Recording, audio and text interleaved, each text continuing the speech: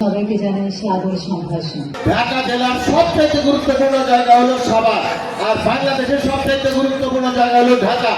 আপনি চিন্তা করেন, সেই ঢাকা বাংলাদেশের রাজধানী, সেই রাজধানীর রাজধানী সাভার, কিন্তু সাভারের রাস্তাঘাটের অবস্থা কি? এইখানে এই পৌরসভায় কোনো বিনোদনমূলক কোনো পার্ক নাই।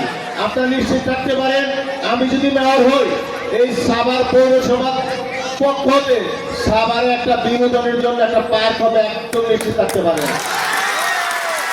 রাস্তাঘাট কিনা বড় হবে, প্রতি ওয়ার্ডে সরকারি যে ঘাট জমি যে বা যারা দখল করে রাখুক, আমরা এইসব জমি পৌরসভার অধীনে নিয়ে আমরা ছোট হলে বাচ্চাদের জন্য প্লেগ্রাউন্ড, আর বড় হলে মোটামুটি যাতে আমাদের যারা ডায়াবেটিস রোগী এবং মা চাচারা তারা যেন বিকেলে হাঁটতে পারে, ঠিক ওই রকম ভাবে আমরা একটা পার্ক করে দেবো যাতে মানুষের নিরাপত্তা থাকে।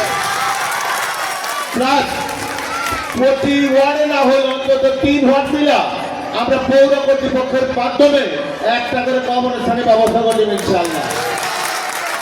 এইটা এখন জনগণের দাবি, এত গুরুত্বপূর্ণ একটা জায়গা, এইখানে যদি জনগণের দাবি অনুযায়ী উন্নয়ন না হয় তাহলে কি চলবে?